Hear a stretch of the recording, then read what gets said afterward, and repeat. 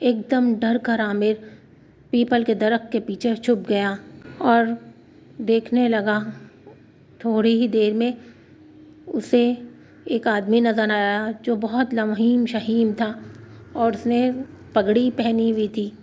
وہ عامر کے پاس آیا اور پوچھا، بیٹا تم کیوں ڈر رہے ہو؟ عامر نے کہا، چاچا یہ شیر، ان سے مجھے بہت ڈر لگتا ہے، یہ مجھے کہیں کھا نہ جائیں۔ جس پر اس آدمی نے کہا، ڈرو نہیں، میں ان کو ابھی بھگاتا ہوں۔ اور وہ شیروں کو بھگانے چلا گیا۔ شیروں کو بھگا کر عامر کو سامنے لے آیا اور کہا، بیٹا تم یہاں جنگل میں کیا کر رہے ہو، وہ بھی اکیلے اس وقت؟ جس پر عامر نے بتایا کہ اس کے بابا کا انتقال ہو گیا ہے اور وہ عطر بیچنے جاتا ہے بازار، اور آج تو عطر بھی نہیں بکے۔ اس نے عطر کی تھیلی سامنے کر دی، جس پر اس آدمی نے کہا، یہ عطر مجھے دے دو۔ اور اپنی مٹھی میں سے بہت سارے چمکتے ہوئے سکے نکال کے عامر کی ہتھیلی پہ رکھ دیے، اور اس آدمی نے کہا، ہر روز میں تم سے یہ عطر خرید لیا کروں گا، چاہے تمہارا عطر بکے یا نہ بکے، لیکن اس بات کو کسی کو نہیں بتانا، یہ راز تم کسی کو نہیں بتانا۔ جس پر عامر مان گیا اور دوڑتا ہوا گھر پہنچ گیا۔ عامر کی امی نے اس کو دیکھ کے کہا، ارے تم اتنی جلدی آ گئے اور عطر بک گئے کیا؟ جس پر عامر نے اپنی امی کو ساری بات بتائی۔ عامر کی امی نے بھی تمام قصہ سننے کے بعد عامر کو یہی کہا اور بچوں کو بھی کہ کسی کو یہ بات نہیں بتانا۔ جس پر عامر نے کہا کہ ہاں، چاچا نے بھی منع کیا تھا کہ میں کسی کو یہ راز نہ بتاؤں۔ وہ چمکتے ہوئے سکے اس نے اپنی ماں کو دے دیے۔ انہوں نے ان کو چھپا لیا اور کہا کہ جلدی سے آ جاؤ، پیاز روٹی اور ہری مرچ کے ساتھ کھانا کھا لو۔ جس پر عامر نے منہ بناتے ہوئے کہا، امی مجھ سے روز یہ کھانا نہیں کھایا جاتا، مرچ سے میرا منہ جلتا ہے، کچھ اچھا کھلاؤ نا۔ جس پر ان کی امی نے کہا، بیٹا تمہارے ابو کا انتقال ہو چکا ہے اور میرے پاس اتنے پیسے نہیں ہوتے کہ تمہیں روز اتنا اچھا کھانا کھلاؤں۔ عامر کہنے لگا، لیکن اب تو میں سکے لے آیا ہوں نا امی۔ جس پر ان کی امی نے کہا، ہاں ہاں مجھے پتا ہے، میں شام میں جا کر پرندے خرید لاؤں گی، شکار ہوئے ہوئے پرندے خرید لاؤں گی اور تم لوگوں کو پکا کے کھلاؤں گی، فی الحال تو یہ کھانا کھا لو۔ یہ سنتے ہی بچے بہت خوش ہو گئے اور انہوں نے جلدی جلدی کھانا ختم کر دیا۔ اس طرح دن بیتتے گئے اور عامر ہر روز چچا کو عطر بیچ کر اور پیسے لا کر اپنی اماں کو دے دیا کرتا تھا، اور ان کی امی بھی بہت خوش تھیں۔ آہستہ آہستہ گھر کے حالات بدلنے لگے۔ ان کا پرانا کچا مکان پکے مکان میں تبدیل ہو گیا اور بہن بھائی بھی تعلیم حاصل کرنے لگے۔ آہستہ آہستہ گاؤں والوں کو ان کے حالات اتنے اچھے دیکھ کر تشویش کا اظہار کیا، اور یہ بات ہوتے ہوتے گاؤں کے چودھری تک بھی پہنچی۔ چودھری نے بھی اپنے نوکروں کے ذریعے اس بات کی تصدیق کرائی اور یہ بات سچ نکلی۔ اب تو چودھری بھی عامر کے پیچھے لگ گیا اس نے اپنے نوکروں کو عامر کے پیچھے لگا دیا، لیکن کچھ بھی حاصل حصول نہ ہوا۔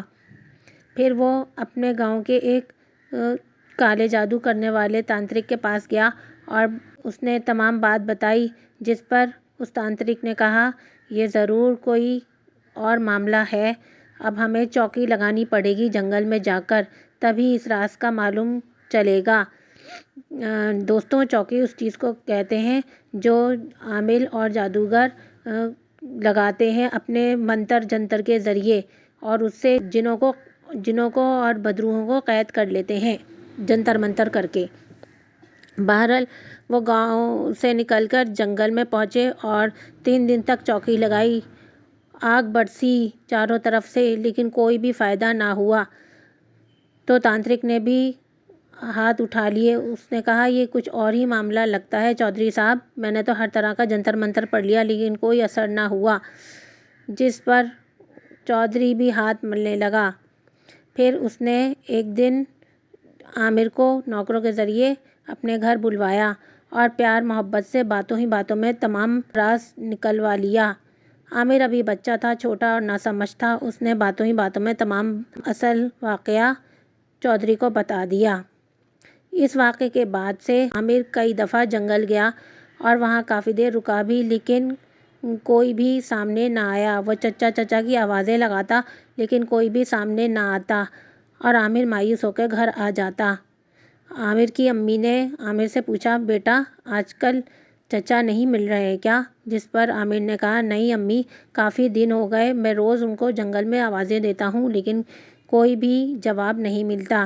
جس پر اس کی امی نے کہا کہ آج میں بھی تمہارے ساتھ چلتی ہوں اور دیکھتی ہوں کہ کیا واقعہ ہے۔ دونوں مل کر ماں بیٹا جنگل کی طرف گئے اور کافی آوازیں لگائیں۔ اچانک ہی عامر کو ایک درخت کے پاس کھڑے ہوئے اس آدمی کو دیکھا، یعنی چچا کو دیکھا، اور عامر نے چلا کے کہا، امی دیکھیں وہاں چچا کھڑے ہوئے ہیں، اور دونوں مل کر ان کے پاس پہنچے۔ وہ اپنی پشت کر کے کھڑا ہوا تھا۔ جیسے ہی عامر نے چچا کہا، اس آدمی نے گھوم کر ماں بیٹے کی طرف دیکھا اور دونوں ہی ایک دم خوفزدہ ہو گئے، کیونکہ اس بندے کی آنکھیں لال تھیں، منہ پر عجیب سی ہیبت طاری تھی جس کو دیکھ کے ڈر لگتا تھا۔ اس نے غصے میں کہا، جاؤ یہاں سے چلے جاؤ اور اب کبھی مت آنا۔